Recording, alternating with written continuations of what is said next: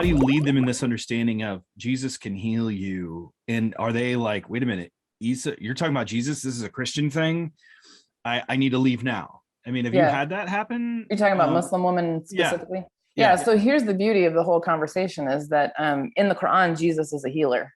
To believe that Jesus can heal is not a stretch theologically at all. In fact, that was one of the things that he was known for. One of the beautiful things that Jesus is appreciated in Islamic doctrine. And so to say that we're going to ask Jesus to do the healing, the question on the table at that point is, well, where is he? You know, in the Quran, he was here on the earth and he was healing people on the earth. And of course, that's the point that we get to say, yeah, but guess what? He's still alive and he is at the right hand of God and he is God and still possesses the power to not only touch your body and heal it, but to touch your heart and heal it. And that's a concept that opens the gospel, right? I can see that being very, very attractive. But Yeah. have you had negative reactions to this? Like, were you, perhaps I should illustrate it. There was a woman where I knew she was going through something similar. It wasn't, of course, in with the Truth Collective, it was something else where the Jim Wilder, there was some healing that was going on, and they presented this woman with the opportunity to be a part of it. And her immediate reaction was no. It was this, I'm good working with kids. I'm good just leading him to Jesus. Jesus loves me, this I know. And there was such a wound, such a trauma that she had. And I knew her story, that there was no one that she was going to be vulnerable with and share that wound with anybody. And it was really sad to me, because I thought, well, there's this part that you're keeping away from God. And I know you've been wounded, I mean, in a horrific way.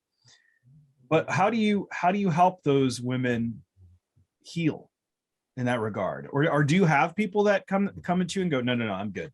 I don't want you to, like, there's a line I don't want you to cross. It's just too traumatic. Do you have that? Well, this might be too much information, but I am that person. Oh. I have an area of my life right this very moment that every time Jesus and I enter that space, I'm like, man, I know you want to heal me and I know you can set me free, but this is too painful. This is too much. I can't quite release that to you yet. And of course we encounter women like that, Christian women, Muslim women, Hindu women. Of course we do, because the pain is so deep. And first of all, you have to know that it's there. And that's 90% of the battle. Honestly, you don't even know it's there. I would venture to guess that there's an issue like that in every person. So she's really just being more honest than the rest of us, or more aware than the rest of us. But there are those places everywhere. And here's what's beautiful about it, Travis. Jesus is a gentleman. He never pushes us into something that is going to cause more trauma.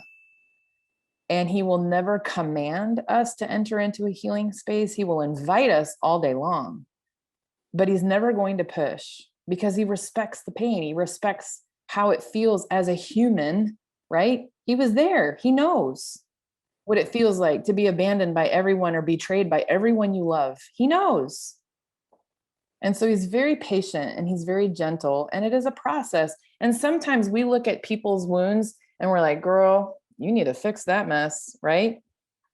But the truth of the matter is there's a number of layers that need to be healed before that thing will ever be addressed. And Jesus is the only one who knows that.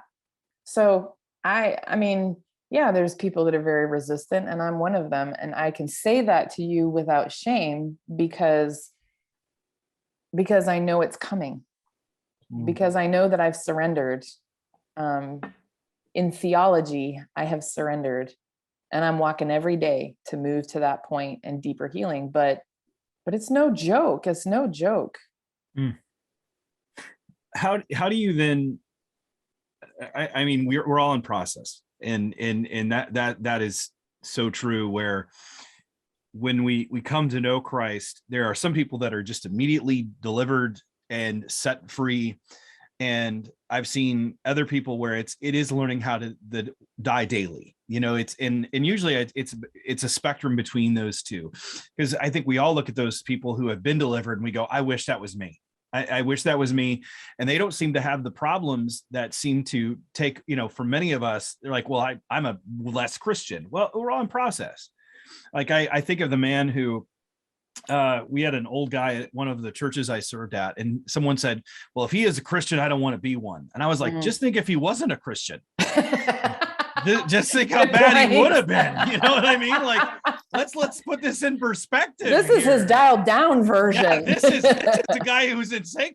I mean, he could have killed millions of people. Right? I mean, because we're all in process. We are all in process. We don't do well with that, I think, as Christians. The understanding of the depth of theology, or the simplicity, where we have the simplicity of God, where a child can understand, and yet it's so complex that theologians never will plumb the complete depths of the mysteries of God. And so seeing that, though, knowing that many Christians have a very kind of a simpler understanding, and that's not a bad thing. That's not a judgment. I mean, but we are all required to grow. No one can just say, I'm going to stay right where I'm at. I mean, as you said, he's a gentleman, but he's also that gentleman that, I don't want to say pushes, invites. I like how you said that, invites. I prefer to say, in my case, drags. So he kind of grabs me. Yeah, but that's a you thing. That's not a he thing. That's right. Yeah. Well, it's the whole footprints, the footprints in the sand. There were 2 footprints. And then it gets to the point where it's really, where it got really bad and there's only 1 set of footprints. Why did you leave me? And he's like, oh, of course, that's when I carried you.